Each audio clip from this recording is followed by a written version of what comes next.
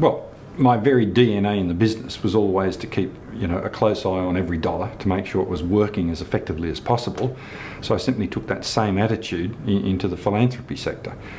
So if we're going to be donating some money, I wanted to make sure it was really working well and going down a vision that we're absolutely in tune with.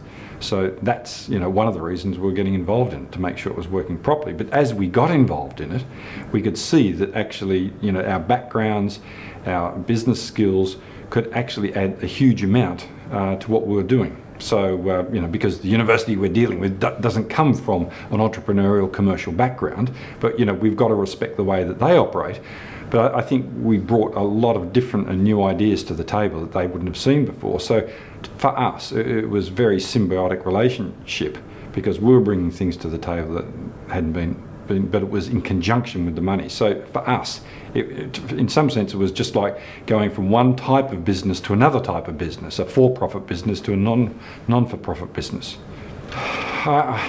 From what we've seen, when we came out publicly, from what I understand was the first time in Australia, it had a tremendously positive impact.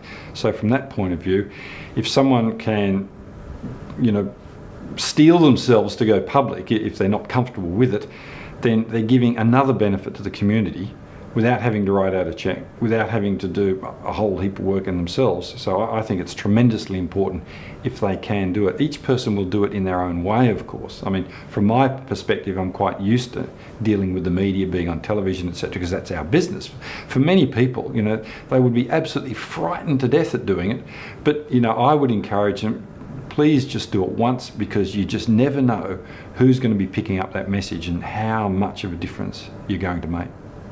Well, I think it's tremendously important for people to actually physically get together. I mean, obviously with the internet, you can drag ideas from all around the world and theorise about how they might work. But I think particularly for some of the larger donors, they would feel a lot more comfortable having a one-on-one conversation with someone that's got a lot of experience, which isn't necessarily in Australia, because the sector here hasn't developed as much as it has in the US or parts of Europe, for example.